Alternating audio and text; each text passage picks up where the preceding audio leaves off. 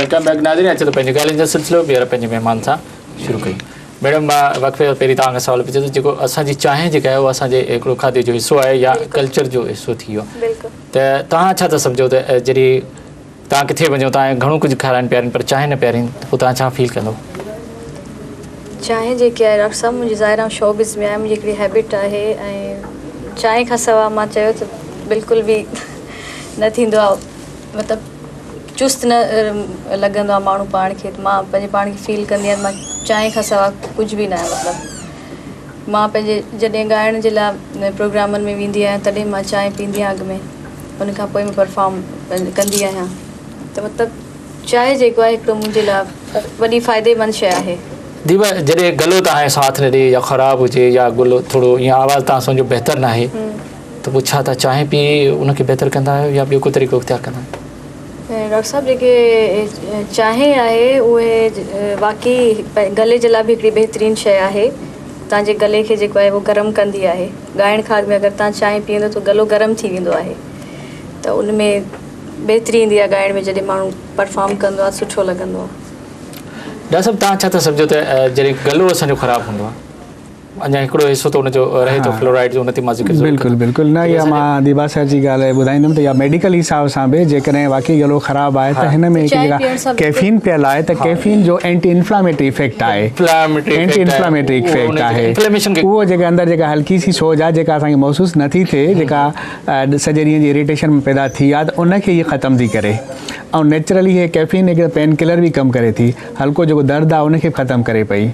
त जेकॾहिं तव्हां कोई बि एनाल्जेसिक काई बि सूर जी टेबलेट बुखार जी खाईंदव, उन सां गॾु चांहि पीअंदव, उन जे असर में इज़ाफ़ो अची वेंदो, जल्दी उन जी एफिकेसी वधी थी वञे। चांहि जेके ॻाइण वारा माण्हुनि या जेके ॻाल्हाइण वारा माण्हुनि लाइ बहितरु आहे उन लाइ, बिल्कुलु गले खे बहितरु करे थी, गले खे बहितरु करे थी। उन कंटिन्यूसली 4-5 कलाक जेकॾहिं ॻाइनि था त उन खां पोइ उनजे गले खे हिकिड़ी हल्की सी जेका इन्फ्लेमेशन थी वञे उहा ख़तमु थी वञे ऐं उनजी जेका थ्रोट हिकिड़ी ॼणो वॉश आउट थी वञे, जेके बैक्टीरिया जी बि आहे, जेके बैक्टीरिया या जेको बि उन में थी थो वञे। एग्जैक्टली डॉक्टर साहब मुंहिंजे ख़्याल में चांहि जेके हर इंसान जे लाइ बहितरु आहे, सिंगर्स खां अलावा जेके हर माण्हू लाइ बिल्कुलु। हिते हिकिड़ी नेचुरल जेका न हेल्दी बेवरेज आहे, माना हे कुदरती जेका न ग़िज़ा आहे जेका असांखे कुदरत तरफ़ां मशरूब मिलियल आहे, उहो हिकिड़ो कुदरती मशरूब आहे जेको असांखे माण्हू चवनि था त चांहि सां जेके आहे उहो जेको कलर ते इफेक्ट थो पवे या त उन ते तव्हां अचो था ज़ाहिर जे ॾिसो न हाणे ईअं त आहे उहे कहिड़ियूं बीमारियूं आहिनि या जेके उहे कहिड़ियूं बीमारियूं आहिनि जिन में कंहिं में असां अहिड़ियूं बीमारियूं जिन में असां खाधो बि मना करे छॾींदा आहियूं।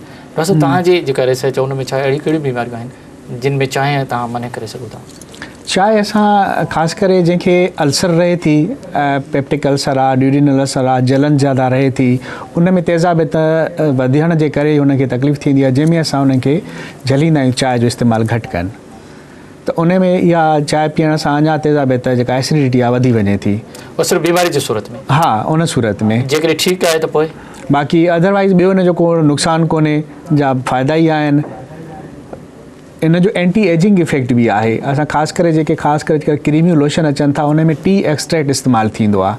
माण्हू जेको आहे न इन इस्तेमालु करण सां वधीक यंग लुक में लॻंदो आहे। उन ते क्रीम ते बि अचो था, उहो बि जेको आहे ज़िक्र उन ते बि ॻाल्हाइण पिया, हिकिड़ो कॉलर बि आहे उनखे बि शामिलु कयूं था। हेलो अस्सलाम वालेकुम। वालेकुम अस्सलाम। शायदि कॉल ड्रॉप थी वई। दीवा जॾहिं ज़ाहिर ॻाल्हि त उहा कई जीअं तव्हां बि ज़िक्र कयो त हुन में जेको सो कुझु माण्हू चवनि था त जॾहिं चांहि पीजे थी त शायदि उनजो कलर जेको सो कारो थी थो वञे। उहो त डॉक्टर साहिब खां पुछंदासीं छो त हीउ वधीक बहितरु ॼाणे थो त ॿुधाईंदो असांखे त जेको आहे। अच्छा जेकॾहिं कॾहिं ईअं थिए 2 ॾींहं 3 ॾींहं तव्हांखे चांहि न मिले त तव्हां छा फील कंदो? 2-3 ॾींहं इतफाक़ किथे वञो था किथे कोर्ट में किथे नथी मिली सघे आहे न या को बंदोबस्तु न? वॾो अरसो आहे डॉक्टर साहब, मां मूंखे हिकिड़ो ॾींहुं अगरि चांहि न मिले न त मां चरी थी पवंदी आहियां। मूंखे मतिलबु चांहि जो एॾो मुंहिंजी ज़िंदगी में वॾो रोल आहे, त 2-3 ॾींहं त परे आहिनि। अच्छा जॾहिं तव्हां को जेके CD ठाहिणु वेंदा या जेके गाना या जेके रिकॉर्ड कंदा आहियो उन में काफ़ी टाइम लॻंदो आहे, 2 ॾींहं 2 रातियूं 3 रातियूं, त तव्हां घणो मतिलबु घणा दफ़ा चांहि पीअणु पसंदि कंदो? मां घरां हिकिड़ो थर्मोस खणी वेंदी आहियां चांहि खे भरे ईंदा आहियूं पंहिंजो। बिल्कुलु। ऐं जॾहिं मतिलबु रिकॉर्डिंग्स हूंदी आहे की CD जी या मतिलबु राति जो सॼी राति मूंखे ॻाइणो आहे, कोई महफ़िल आहे जो मूंखे 4 कलाक ॻाइणो आहे त पोइ मां थर्मास पाण सां जेके आहे खणी वेंदी आहियां। ठीकु, हिकिड़ो कॉलर बि आहे, हुनखे बि शामिल कर। हेलो, अस्सलाम वालेकुम। वालेकुम सलाम। जी अदा, केरु था ॻाल्हायो? मां इब्राहिम चांद थो ॻाल्हायां। हा साईं, छा पुछंदो डॉक्टर साहब खां? इहो डॉक्टर साहब खां इहो पुछिणो आहे जो चांहि असां तव्हांजो प्रोग्राम ॾिसूं पिया, तमामु ॾाढो सुठो। असांखे इहो दीबा साहिब जो को कलाम ॿुधायो। बिल्कुलु, तव्हांखे कलाम बि ॿुधायूं था, मैडम खे अर्ज़ु कयूं था, वॾी महिरबानी तव्हांजी।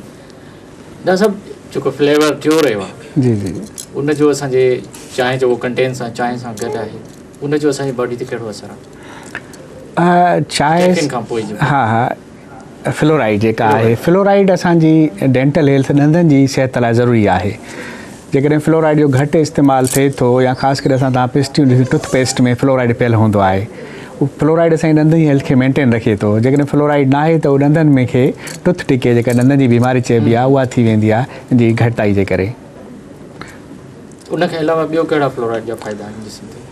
मेनली डेंटल में हिकिड़ो एलिमेंट आहे, हिकिड़ो ट्रेस एलिमेंट आहे, न घटि मिक़दार ई असांखे खपे, जेको असांजी रिक्वायरमेंट जेका आहे उहा चांहि मां असांजी पूरी थी वञे थी ऐं जिस्म जे हिसाब सां ऐं ॾंदनि जी हेल्थ लाइ उहो बहितरु आहे, टूथ खे स्ट्रॉन्ग करे थो ऐं टूथ डिके कयो। कुझु जेके असां क्रीम ठाहियूं तव्हांजा फेस जे लाइ, एजिंग लाइ इस्तेमालु कंदा, उन में बि चांहि जो रोल? हा, हिन में एंटी एजिंग हिन जो इफेक्ट आहे चांहि जो, जंहिंमें टी एक्सट्रैक्ट जेको आहे न, काफ़ी अॼुकल्ह लोशन अचनि था, क्रीम अचनि थियूं जंहिंमें टी एक्सट्रैक्ट इस्तेमालु थियल हूंदो आहे। एंटी एजिंग हिन जो इफेक्ट आहे। एंटी एजिंग जो मक़सदु त जेकॾहिं माण्हू यंग लॻंदो, जेका एज हुनजी हूंदी उनखां वधीक यंग लॻंदो।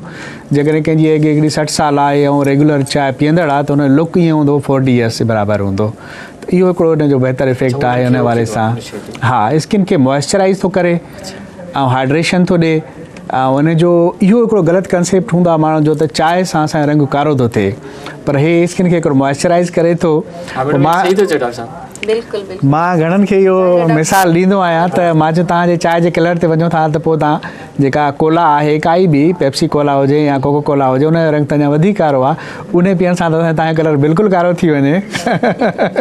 इहो न आहे त हिकिड़ो जेको आहे हुनजो कलर जेको आहे सो ब्लैक टी आहे त हुन मक़सदु त रंग कारो करे। सो हिन जो इहो हिकिड़ो ग़लति कुझु कंसेप्ट्स आहिनि जेके अञा ताईं पिया उहे हलनि, आम माण्हुनि जे ज़हन में इहे ॻाल्हियूं आहिनि। बाक़ी हिन जो स्किन जे हवाले खां हिकिड़ो बहितरु आहे, स्किन खे मॉइस्चराइज़ करे थो, हाइड्रेशन ॾिए थो, एंटी एज हिन जो इफेक्ट आहे, anti ageing, anti oxidant anti oxidant बि आहे। अच्छा दीवा, काफ़ी जेको कॉलर बि चवनि था, कुझु गानो बि तव्हां खां असां गुनगुनाए ॿुधंदासीं। असांजी सकाफ़त में, असांजे कल्चर में चांहि जो केतिरो जेको सो असरु आहे या हिसो आहे? डॉक्टर साहब, जेके मुंहिंजे ख़्याल में जेके मां इहो महसूसु थी कयां त चांहि जेके हिकिड़ो सिहतमंद मशरूब बि आहे। इन सां तव्हांजी रत जी जेके रवानी आहे उहे सर्कुलेशन तेज़ थिए थी, ब्लड सर्कुलेशन वधे थी। बिल्कुलु। ऐं जेके मतिलबु चांहि जा वधीक फ़ाइदा आहिनि, तव्हांखे ज़हनी सुकून ऐं तव्हांखे जिस्मानी जेके ताक़त आहे तव्हांजी एनर्जी मिली थी वञे, बिल्कुलु कंदी आहे। हर लिहाज़ खां जेके चांहि आहे उहे बहितरु आहे। न कल्चर जो हिसो त ठही वई आहे न असांजे। हा, उहे बिल्कुलु ठही वई आहे। इहो त आहे न, बिल्कुलु। जीअं असांजा जेके कल्चर में जेके ॿियूं शयूं आहिनि जेके असांजे सकावत में, उन में जेको सो जो हिकिड़ो हिसो त आहे। हाणे छा भला काफ़ी आहे, मां चयो त को अहिड़ो सुठो गानो बि हिन चांहि जी महफ़िल में तव्हां जेके गुनगुनायो ऐं असांजा नाज़रीन बहितरु जेको तव्हां सम्झो मुंहिंजे ख़्याल में सभिनी जी इहा आहे त जेकॾहिं जेको तव्हांजो हिकिड़ो आकाश अंसारी जो सॉन्ग आहे, ॻायो, तमामु माण्हुनि खे वणंदो आहे। जॾहिं कंहिं बि बादल वल्हारियूं वसायूं, अलाए छो अवां जूं अखियूं यादि आयूं, अलाए छो अवां जूं अखियूं यादि आयूं, अलाए छो अवां जूं अखियूं यादि आयूं। जॾहिं कंहिं बि बादल वल्हारियूं वसायूं, अलाए छो अवां जूं अखियूं यादि आयूं। तव्हां बादल जो ज़िक्र कयो आहे। जॾहिं बरसाति हूंदी आहे तॾहिं दिलि चवंदी आहे त चांहि पीजे। जॾहिं बरसाति जो मौसम हूंदो आहे त पोइ छा तव्हां ॿाहिरि वञी चांहि पीअंदा आहियो या घर में ठाहे पीअंदा आहियो? बरसाति जे मौसम में मां घर में ई पीअंदी आहियां चांहि। घर में ठाहींदी आहियां ऐं चांहि खे इंजॉय कंदी आहियां। किथे घुमण फिरण वञो त थर्मास भरे खणी न वेंदा आहियो पाण सां गॾु? न ईअं न हूंदो आहे, किथे वेंदी आहियां ॿाहिरि त ज़ाहिर आहे हिकिड़ी त घरां बि माण्हू पीए थो निकिरे या त ॿाहिरि होटल्स वग़ैरह आहिनि उन ते माण्हू पी वठंदो आहे। ऐं ॻाल्हियुनि जो सिलसिलो जारी रहंदो। वक़्तु हिकिड़े नंढिड़े वक़्तु नाज़रीन वठूं था हिकिड़ो नंढिड़ो वक़्तु।